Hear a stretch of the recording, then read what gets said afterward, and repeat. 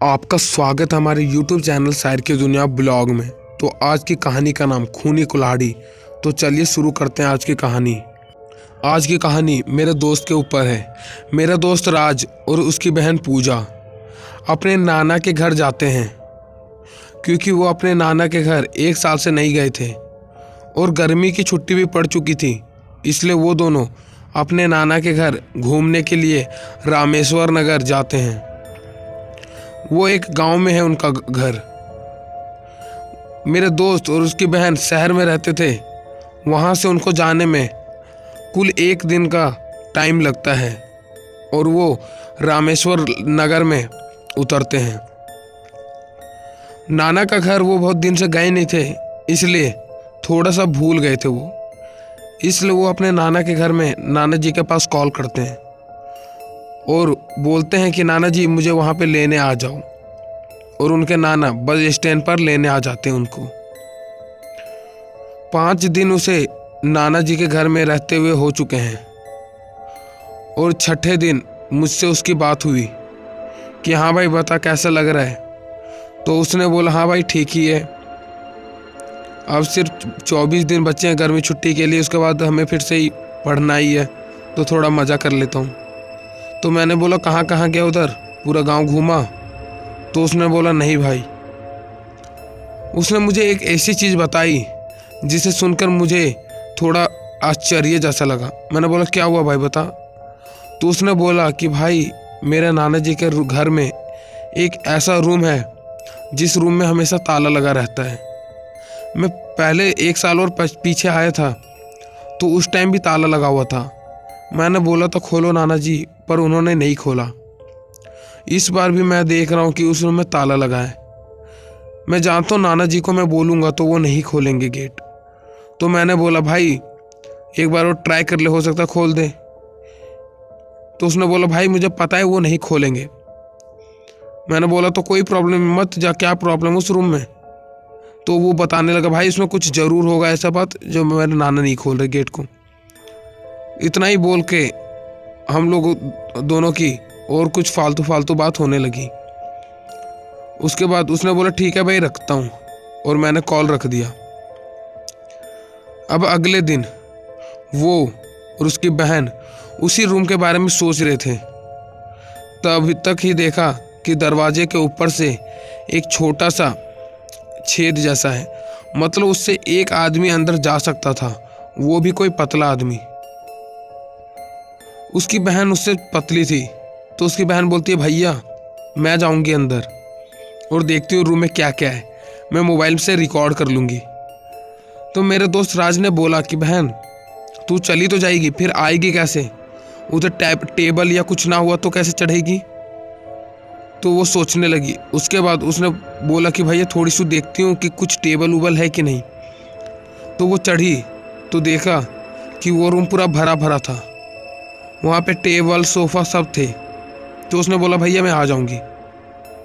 तो उसने राज ने कुछ नहीं उसको अपने कंधे पे चढ़ाया और उस जो छेद था उससे उसको दूसरे रूम के अंदर एंटर कर दिया और वो वीडियो बनाने लगी। बनाते बनाते अब उसको आना था, तब तक नाना जी आ गए। राज ने बोला बहन नाना जी आ रहे हैं, मैं थोड़ी उधर रहता हूँ, उसके बाद वो चले जाएंगे, उसके बाद मैं तू आ जाइयो, रुक जा। उसकी बहन ने बोला ठीक है भैया। तो वो दौड़ के कोने में छुप गया। जब नाना जी उसे देखे तो बोले राज तुम यहाँ पे क्या कर रहे हो, और छोटी कहाँ है? तो राज ने बोल दिया कि वो बाहर खेलने गई है, और नाना जी ने उसको बोला चलो मेरे साथ। राज और उसके नाना साथ में आगे बढ़ गए। 1 घंटे के बाद राज अब भूल चुका है कि उसकी बहन उसी रूम में फंसी हुई है। जब रात हो चुकी है तब उसके नाना कहते हैं कि अभी तक नहीं आई, वो कहाँ पे है? तब राज को याद पड़ता है कि वो उसी रूम में फंसी हुई है। वो राज सब सच सच बता देता है कि नाना आपके रूम में जो ताला लगा है उस रूम में वो गई है, मैं भूल गया आपको बताना। उसके नाना जी के सर से पसीने आने लगते हैं और वो राज को एक थप्पड़ खींच कर मार देते हैं और तुरंत दौड़े दौड़े जाके उस रूम का गेट खोलने लगते हैं। और जब खोला तो उसकी बहन बेहोश पड़ी हुई थी और उसके हाथ में एक लाल कलर की कुल्हाड़ी थी। नाना जी उस कुल्हाड़ी को तुरंत उस रूम में रख के तुरंत छोटी को निकालते हैं और उसको होश दिलाने लगते हैं, पर उसको होश नहीं आता, वो बेहोश पड़ी हुई थी। अब डॉक्टर को बुलाया गया। डॉक्टर ने उसको सुई लगाई और थोड़ा ट्रीटमेंट किया। उसके बाद 1 घंटे के बाद पूजा को होश आया। पूजा को जब पूछा गया कि तुम बेहोश कैसे हुई, तो बताया कि मैं तो रूम के सामान देख रही थी पर आप आए ही नहीं। तभी मेरी नज़र एक कुल्हाड़ी पे पड़ी जो चमक रही थी। उसमें कुछ लाल रंग का रस्सी बंधा हुआ था। तो मैंने कुल्हाड़ी उठाया और उस रस्सी को हटाया जैसे, वैसे पता नहीं क्या हुआ और मैं वहीं पे बेहोश हो गई। नाना जी ने उन सबको नहीं बताया, पर राज को कुछ गड़बड़ लग रहा था। राज उस कुल्हाड़ी को देखना चाहता था। नाना जी ने उसको साफ साफ बता दिया, इस रूम में जो जाओगे वो देख लेना फिर क्या होगा तुम्हारे साथ। नाना जी सबको वार्निंग दे रहे थे पर राज सुनने वाला था नहीं। राज चुपके चुपके उस रूम में गया और उस कुल्हाड़ी को देखने लगा। उसी समय उस कुल्हाड़ी उसके हाथ से नीचे गिर गई और उस कुल्हाड़ी से खून निकलने लगा और एक लड़की के रोने की आवाज़। राज तुरंत कुल्हाड़ी से दूर हट गया और वो नाना जी के पास बोलने लगा, नाना जी मैं उस कुल्हाड़ी को देखने गया था, उस कुल्हाड़ी से खून और रोने की आवाज़ आ रही है। नाना जी ने उन्हें फिर से डांटा और बताया, तुम लोग पागल हो क्या, मैंने मना किया तब भी तुम वहाँ पे जाते हो। उस कुल्हाड़ी में एक आत्मा की साया है। राज और उसकी बहन चौंक के धंध हो चुके हैं क्योंकि उन्हें भूत और आत्मा पे विश्वास नहीं था। उनके नाना ने बताया, कुछ वर्ष पहले इस जंगलों में 2 गुंडे ने एक लड़की की रेप करके इसी कुल्हाड़ी से मार दिया था। उस दिन से यह कुल्हाड़ी खुद उन दोनों गुंडों के पास जाके उन्हें मार दिया और जंगल में जो भी कोई किसी लड़की के साथ उल्टा सीधा करने की कोशिश करता है उसे भी मार देती है। तो राज ने बोला कि नाना तो ये आपके पास ये कुल्हाड़ी कैसे आई? तो उन्होंने बताया कि मैं तो जा रहा था जंगलों में लकड़ी काटने के लिए, पर मेरे पास कुल्हाड़ी नहीं थी। मेरी कुल्हाड़ी नदी में गिर गई थी। तो मैंने जैसे आगे बढ़ा अपने घर की ओर दूसरी कुल्हाड़ी लाने के लिए, तभी मेरे पैर के नीचे ये कुल्हाड़ी गिरी हुई थी। मैंने सभी को पूछा कि ये कुल्हाड़ी किसकी है, पर सब ने बताया कि ये कुल्हाड़ी मेरी नहीं है और ये लोहे की सामान थी, इसलिए इसे चोरी भी नहीं किया जाता। तो मैंने सोचा ये किसी का भी हो, वो आएगा तो मैं उसे लौटा दूंगा, पर वो आया नहीं। ऐसे 1 महीने बीत गए। एक दिन मैं लकड़ी काटने के लिए इसी कुल्हाड़ी को लेके जा रहा था।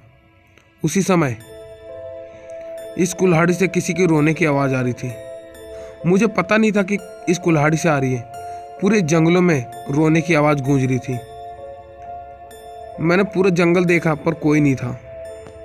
तुरंत इस कुल्हाड़ी से खून आने लगा। मैंने कुल्हाड़ी दूर फेंक दिया और कुल्हाड़ी से आवाज़ आ रही थी कि मुझे मार दिया गया, मेरी कोई भी गलती नहीं थी, पर लड़कियों को ऐसा मार देते हैं, ये गलत बात है। अब जो भी ऐसा करेगा उसको मारना पड़ेगा। ये बात सुन के मैं कुल्हाड़ी से आगे भागने लगा, अपने घर की ओर आया और मैं बेड में बैठ गया। मैंने जैसे अपने रूम के किनारे में देखा तो ये कुल्हाड़ी वहीं पे थी। मैं समझ गया कि ये कुल्हाड़ी अब मेरे घर से जाएगी नहीं, इसलिए मैंने पंडित को बुलाया और इस कुल्हाड़ी में पूजा करके इस कुल्हाड़ी में रस्सी लगा के, जादुई रस्सी, और एक रूम में रख दिया और उस रूम में कोई नहीं जाता। तुम लोगों ने इस आत्मा को फिर से जगा दिया। अब मुझे फिर से पंडित जी को बुलाना पड़ेगा। और नाना जी पंडित जी को बुलाते हैं और फिर से इस कुल्हाड़ी को वश में करके उसी रूम में रख के ताला लगा देते हैं। ये आत्मा तो ख़त्म नहीं हुई, पर एक बात तो पता चल गया कि आत्मा होती है। राज का 1 महीना जैसे नाना जी के घर में कंप्लीट हुआ, वो वैसे स्कूल आ गया। अब हम पहले के जैसे पढ़ने के लिए स्कूल जाने लगे। यही थी नाना जी की डरावनी कहानी खूनी कुल्हाड़ी, हिंदी हॉरर स्टोरी। तो आपको थोड़ा सा भी डर लगा हो तो हमारे चैनल शायर की दुनिया ब्लॉग को सब्सक्राइब करना और वीडियो को लाइक करना। तो चलिए मिलेंगे अगली वीडियो में, तब तक के लिए बाय बाय।